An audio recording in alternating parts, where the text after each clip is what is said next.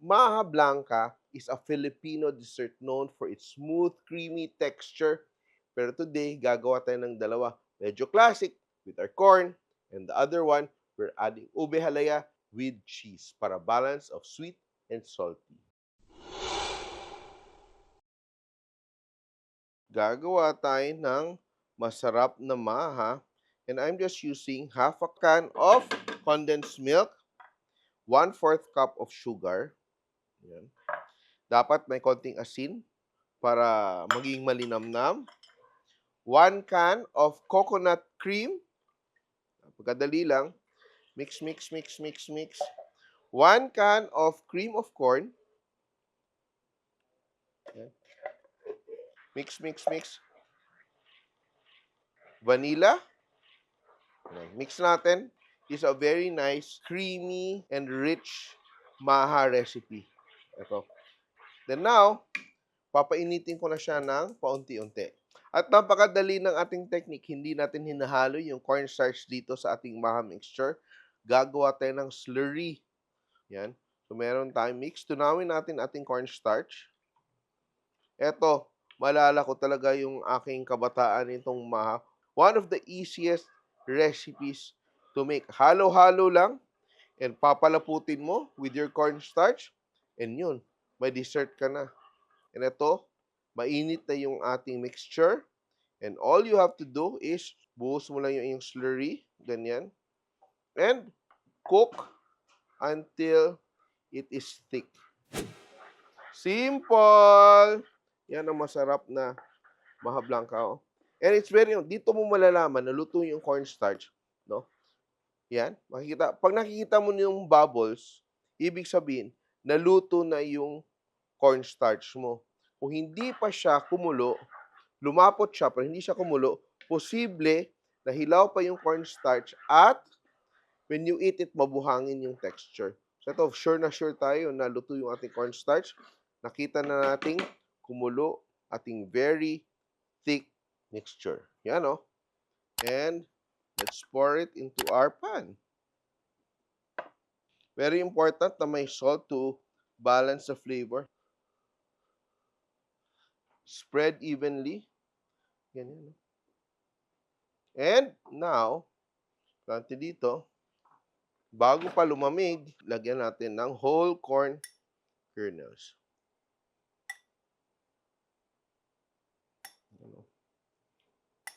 Pwede pang may cheese.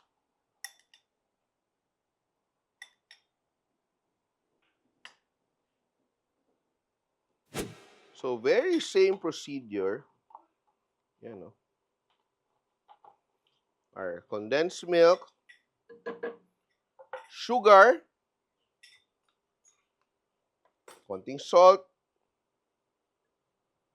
and our gata. Tear to dissolve.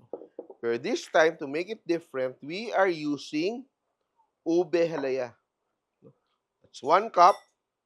Then, additional ube flavor. Yan, no? Sa Pilipinas, ang paggawa ng kakanin, kagaya ng maha blanca, communal activity. It's done with the entire family or mga kapitbahay kasi sometimes medyo matrabaho yung ibang kakanin. But one of the most simplest to do is the maha blanca, which you can do by yourself. And ito, I will just blend this to incorporate everything. You can use your whisk, but I'm using my hand blender just to combine all the ingredients. Nice to be very nice and smooth.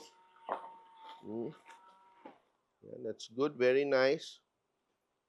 And gagawin na natin ating slurry again. Cornstarch and water. Very nice technique, no? And our liquid, our base maha, is already simmering. Dissolve, dissolve, dissolve. And always, pag may special occasions, aside from having all our Western-style desserts, minsan namimiss natin yung mga traditional desserts like our maha blanca. And it's so simple to do. Now, mainit na yung ating mixture. Now, add natin yung ating slurry. Cornstarch lang yan at tubig. Mix natin. Wait until it thickens. If you want to add corn here, pwede mo din lagyan ng corn. But this one will be topped with cheese. Very simple recipe. All you have to do is measure and mix. And tapos ka na.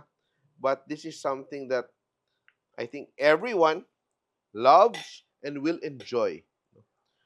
Unti-unti nagtithiken na yung ating maha and ating mold is ready. Diba? Nakita mo, lumalapot na siya. And pag mix mo, humihiwalay na siya halos sa bottom ng ating pan. Let it boil a little bit. At kung ayaw mong masyadong matamis ang inyong ube na maha, what you do is you remove the sugar. Yung condensed milk na lang kasi may tamis din yung ating halaya.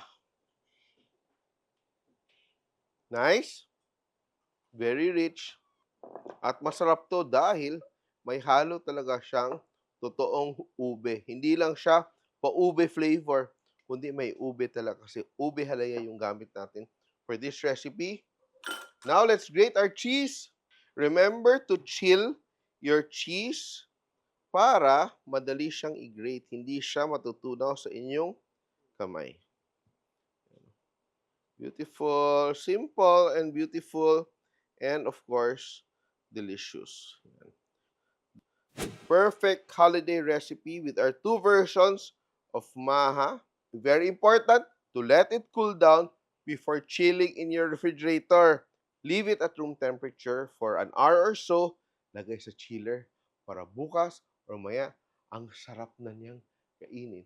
If you still haven't subscribed to the Chef Tatong YouTube channel, this is the sign that you should now subscribe and hit the bell button to get notified for more recipes. Ang ganda ng presentation ating maha, ube, and our classic with corn. And titikman ko to after chilling it for a few hours. You won't go wrong with the classics.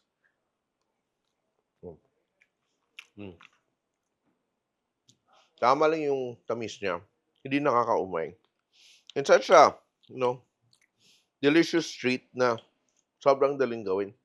Ayun yun talaga yung trick, that hint of salt in the mixture really balances the whole flavor. Ayun, ube naman tayo. Masarap din.